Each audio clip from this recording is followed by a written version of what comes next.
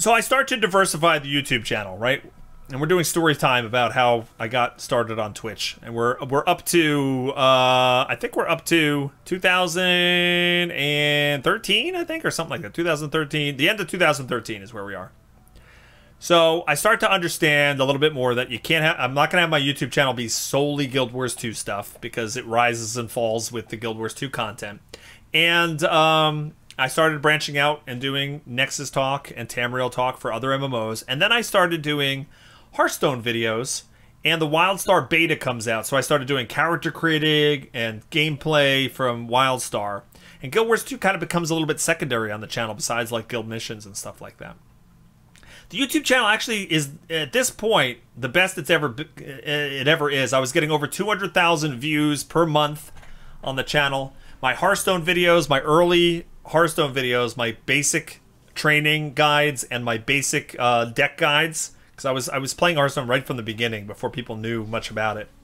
These videos all got like 100,000 views each, and I did like one for each class, these decks. Now later on, once people really start figuring out Hearthstone, they're not seeking out basic stuff anymore. They're seeking out like end game, high caliber play. People can get legendary rank. What's the new meta deck? And that's not where my strength was. I was no longer able to make Hearthstone videos. I still tried for a long time, and I got relegated to making a Tavern Brawl video once a week every time they put out a new Tavern Brawl, and I started doing them with my son. But Hearthstone videos gave me a big boost, but it wasn't something I could do long term on my channel due to my own like lack of skill in the game. Then I was doing WildStar beta stuff, and those videos did really well because people liked beta stuff. They didn't, you know, they wanted to see stuff about a game that's not released yet. They can't play the game themselves, so they watch videos on it. So the YouTube channel actually grows to 20,000 subs and then 25,000 subs. And once again, I start to realize, wow, I thought by the time I hit 20,000 subs on YouTube that I would have made it and I would be able to do this as my career, you know, and I would be able to like reach that end game. I kept wanting to hit that point, and I still do in some ways, that point where I can relax and just know I'm able to do this for the rest of my life or the foreseeable future. And that's something that I'm still striving to feel like I can do. But back then, I thought hitting 20K subs, 25K subs, getting 200,000 views on the channel per month, you know, a lot of growth. I thought I'd figured it out. And I'll tell you the honest truth, the reality is like that was the peak of my YouTube-ness in terms of views per month. I think my check for that month, or one of those biggest months, was $500 on YouTube for the month. So it started to really dawn on me that YouTube is never going to be able to do this. Like, fortunately, I had a small writing gig with Gamebreaker. I did my weekly video with Zam. I'm still doing the stream team for Massively. Luckily, I have like a little bit of income coming in from all these other sources, so YouTube only bringing in $500 a month. You know, with everything, it was kind of okay. Okay, so YouTube starts taking off. I'm doing Hearthstone, WildStar. Guild Wars becomes more secondary, and then we have a series of yucky things start to happen. Okay. We've ridden high for a long time. A lot of opportunities branch out. I've got all of these different companies I'm working with, juggling, contacts being made, and all that kind of stuff. Then we have a series of unfortunate things happen. In February of 2015, Massively goes through budget cuts. AOL basically just comes in and tells them to slash the budget, and most of the stream team is cut, including me. So I am cut. So I get fired in Massively February 2015. So there I did that for about 2 years. So now I'm no longer on their stream team, no longer can make articles for their website, no longer can post my videos on their YouTube channel. And I launch Patreon shortly after that in the hopes that the people who watch my YouTube videos could possibly help me get some of the money back that I just lost from being fired from Massively. So I jump on Patreon. I'm one of the first people to jump on Patreon. It was like 6 months after they launched their whole service. Not many gamers were on it yet. I actually joined it really early on in their startup, and it manages to bring in like a couple of $100 a month. It didn't really take off at that point, and it does not replace my income for Massively, but it was at least something, and it was my first like more direct connection with my audience, right? Because YouTube, most of my audience is on YouTube at this point, and I see people commenting, you know, the same people commenting, but you never get to know those people. So now I've suddenly, you know, like, oh, these people want to see me keep doing this. And so, you know, I had some rewards where I had to reach out to some folks and one-on-one chats with some folks, and that's how I started to actually start to get to know the community for the first time. WildStar launches. Same thing happens with my videos. Nobody wants to watch my WildStar videos after the WildStar comes out, or I'm not saying nobody, but it's much less. Nobody wants to watch the video, or less people want to watch the videos after WildStar comes out. I had a lot of fun with it. I like the game. I still feel like it is one of the more underrated MMOs out there. People just didn't give it as much of a chance, and they kind of marketed it the wrong way. It was a little bit... They went for that hardcore audience, which they thought people would be nostalgic for, and it was a good idea in theory, but it didn't grab people the same way.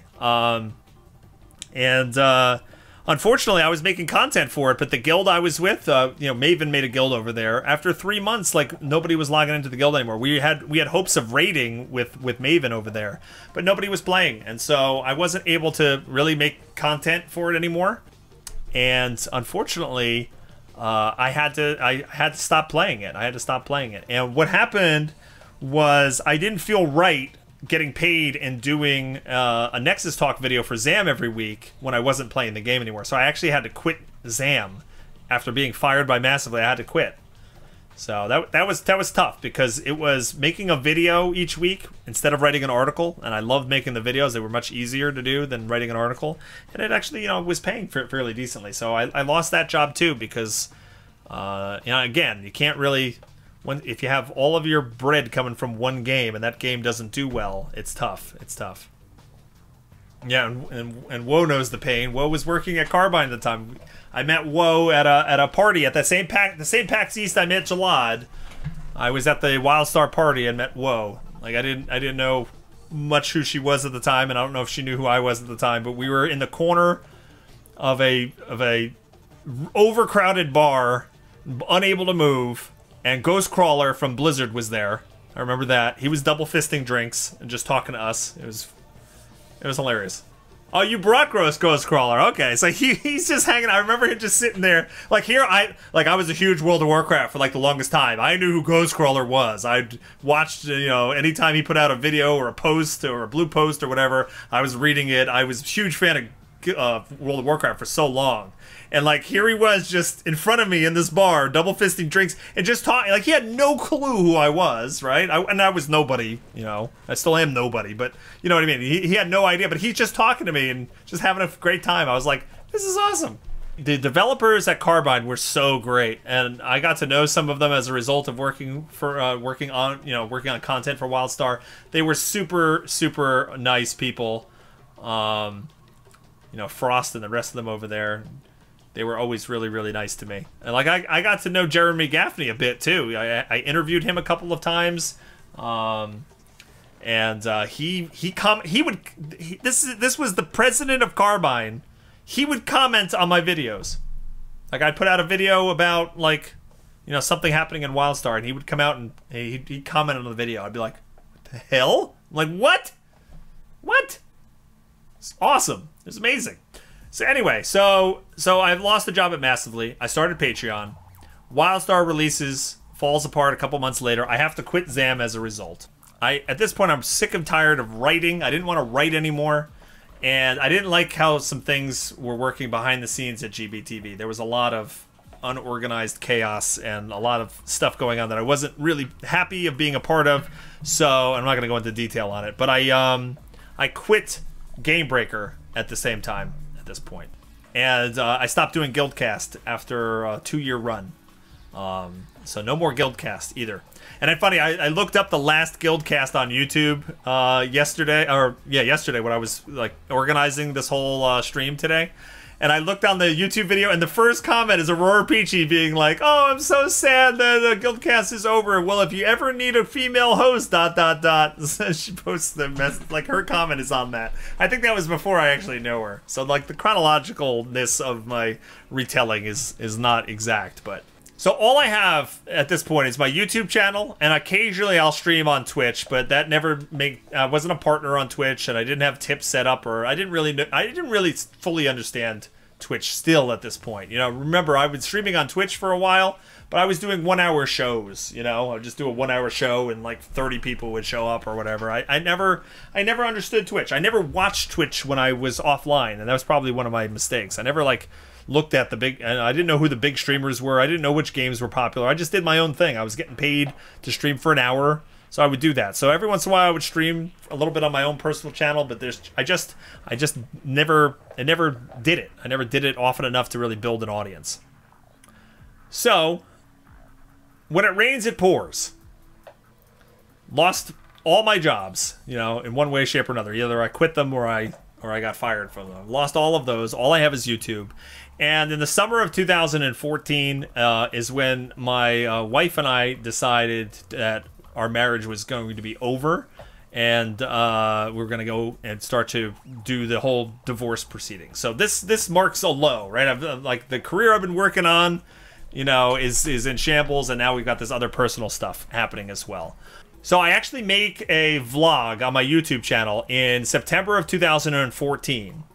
I make a vlog where I don't go into any specifics of what's going on, but I tell my YouTube audience I'm gonna have to cut way back on YouTube, and then, you know, there's some real life stuff going on, and I'm gonna need to scale things back, and I'm gonna need to start to look for real, you know, full-time work. So I put that video out, and that video is still out there. That's not the video where I kind of announce like streaming full-time or anything like that. So things get pretty bad at this point. This is the summer of 2014. I make the vlog, I tell people I'm gonna have to cut back my videos, and I start looking for full-time work. Now at first, I'm thinking in my head, I'm gonna find my video game job, right? I have all these contacts in the video game industry. I've made so many people, I've known so many people in the media side, you know, game devs, you know, I'm gonna call upon my contacts as best I can and try to get a job in the gaming industry. This is what I've been working for years. I need to work full-time, but let me try one last ditch effort to try to get into a gaming company. I actually have a phone interview with ArenaNet. I apply to, there's very few gaming companies in New Jersey, and most of them are like mobile game companies, but I did reach out to many of them. I had one interview at one of them, which I'm still waiting to hear back from. They never told me no. So I emailed a whole bunch of contacts, a whole bunch of people, and the same roadblock keeps coming up. The same exact roadblock every single time. It's like people would love for me to do different things, but I have to move. I have to move. I can't.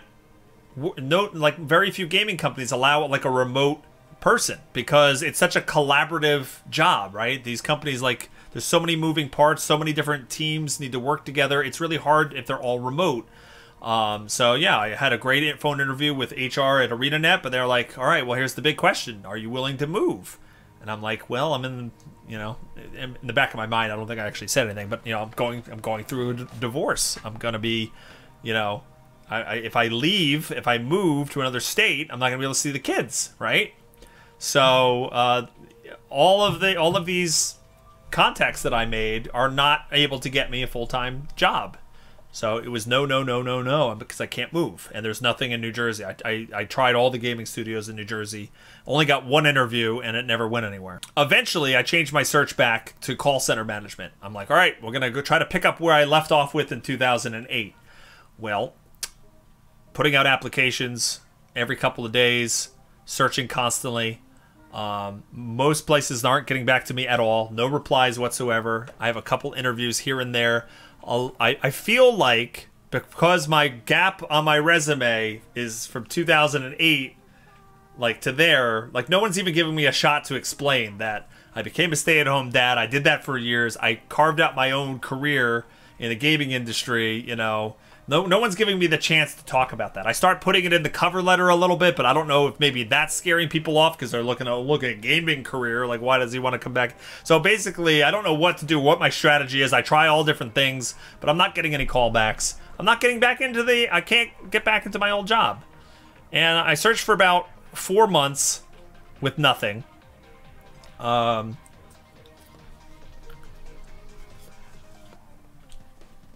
My soon-to-be ex is we're still living here. We still haven't told the kids yet. And then, really weird thing happens. A weird but awesome thing. I get invited by ArenaNet to come to PAX South for the announcement of Heart of Thorns, which I would understand later would be the expansion. We didn't know it was the expansion at the time. They're like, hey, can you come down to Texas? All expenses paid. We're going to put you on the stage, and you're going to speculate about what Heart of Thorns is, and then after we announce it, we want you to talk about it on stage and kind of be part of the announcement. I'm like, what? So, of course, you know, another diarrhea moment. I feel like I have to instantly poop because I'm so nervous about this. But amazing experience. And I come to find out, Peachy gets invited to the same thing. So I'm like, now I'm all excited. I've never met Peachy. We've been friends for a couple years at this point. Never got to meet her, but now we're both going to do this thing. So we fly out to PAX South, and I wound up meeting Jebro there, who I've been friends with ever since, and he hangs out in our community, you know, from time to time, and he's in Maven with us now and raids with some of the Maven folks. And so I go out there. I get to meet, like, a whole bunch of people. I finally meet Ruby Bayer for the first time. She was my boss at Massively. You know, I had a relationship with her for, you know, through the internet because of Guild Wars 2, but now I get to meet her. I got to meet a lot of the game devs. I had met, actually, Colin Johansson before, and I met John Peters before at different PAXs. I got to actually interview them at a prior PAX, but I got to see them again. I got to meet Mike O'Brien. You know, it was a really cool thing, and I get to go on stage, and you guys have seen it or heard me say it before, but we went on stage for the pre-show, and I looked down at my phone, and I realized there's 70,000 people watching on Twitch, and we're supposed to do this pre-show speculation thing, and I was like, and the whole auditorium was full of people, and it was insane. Like, I was so nervous, but it went so well. We had so much fun.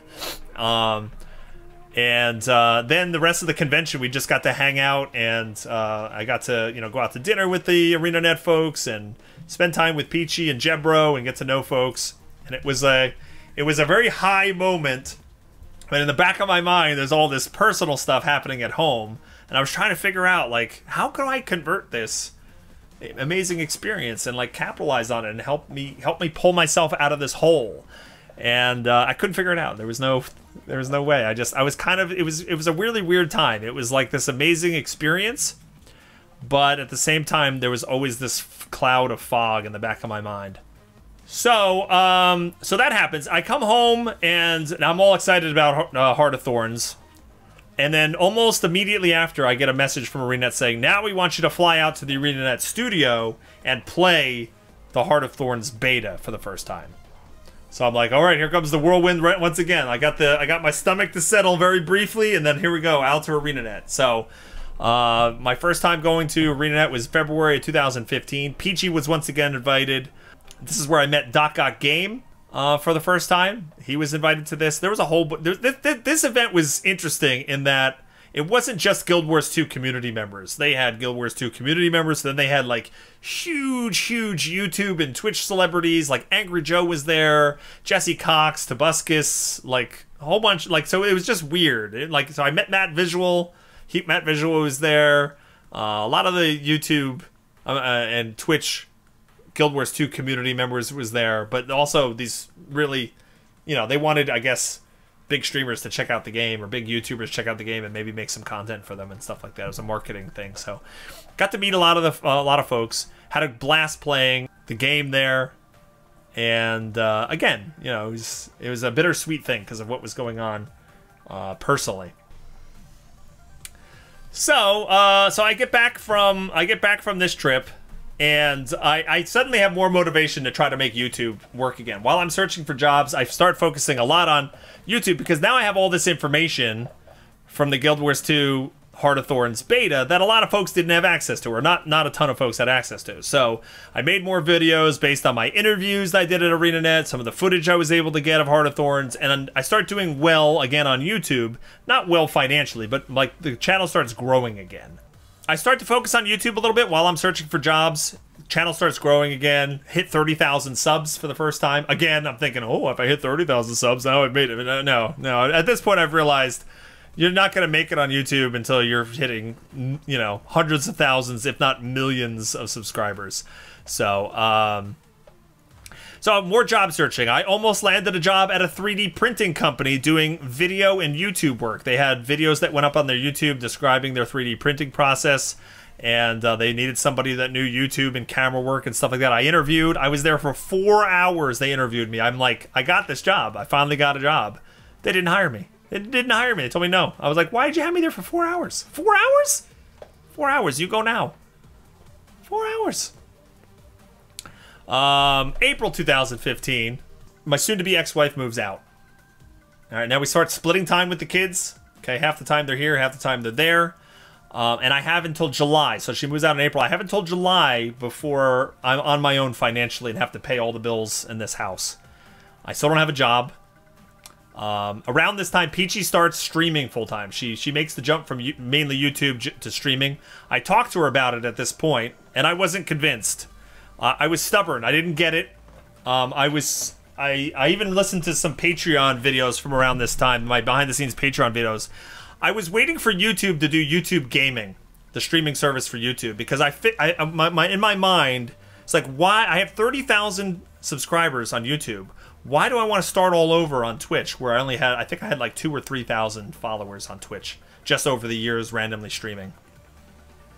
Why do I want to move from one platform to another platform? When I'm making money on YouTube, albeit small. Why do I want to start over? Like, it didn't make any sense to me. It was like, no, like Peachy started streaming. She got her partnership the summer of 2015. And then I'm like, all right, well, maybe I will try to get my partnership and I can make a little bit of money on this. And I applied for the Twitch partnership and I got denied. I wasn't streaming like consistently enough, I guess. Like I would do like 1 or 2 streams a week here or there. So I was denied.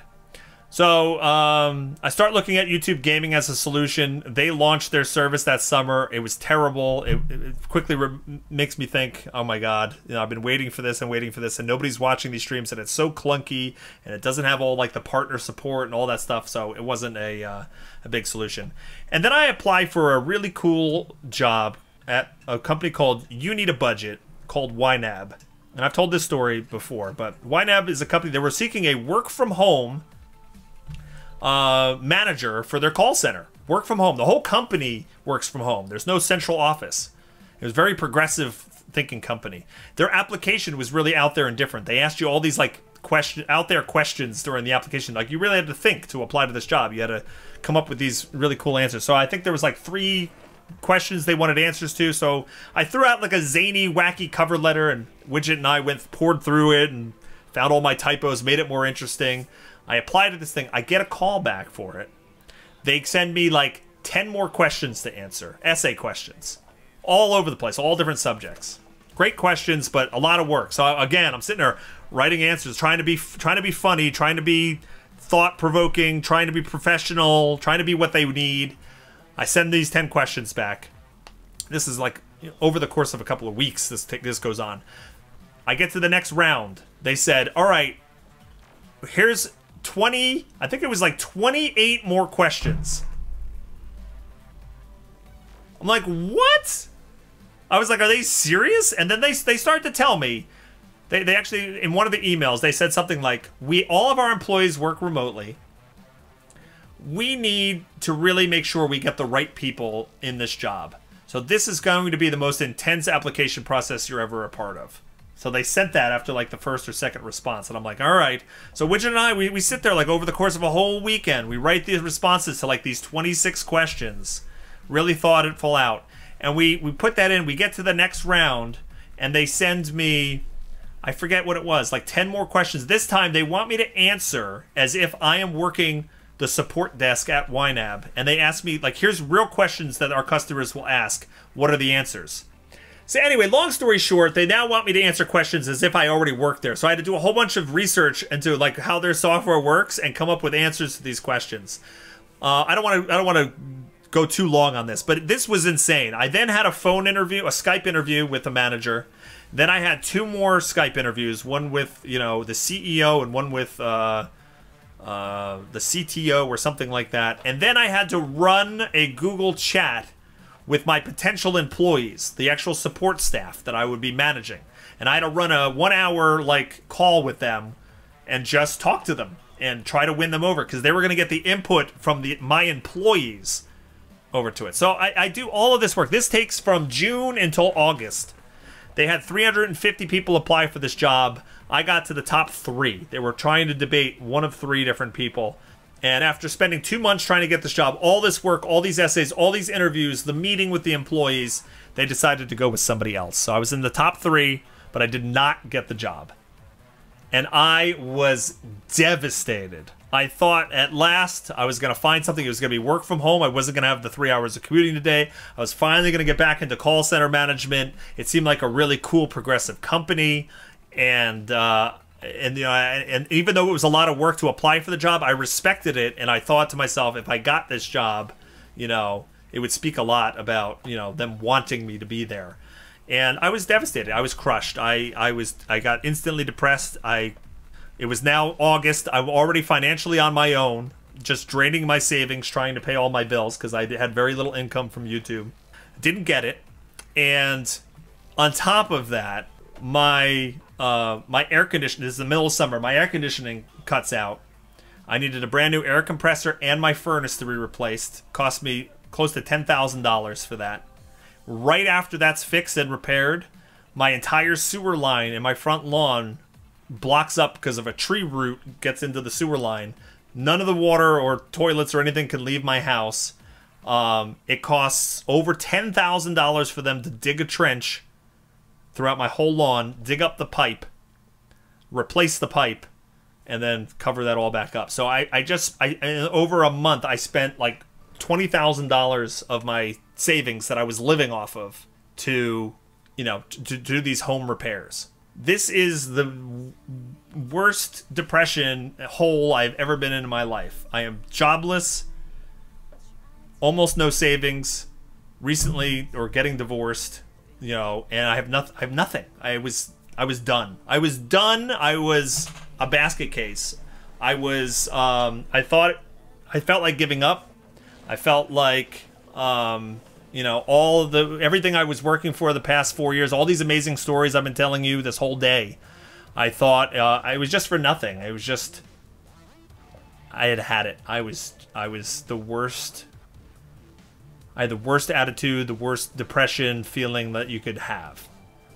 I would still stream from time to time and try to put on a smile. I would still make a YouTube video here or there, but I was in dire straits. I was really just falling apart. And Widget literally saves me. She literally saves me at this point.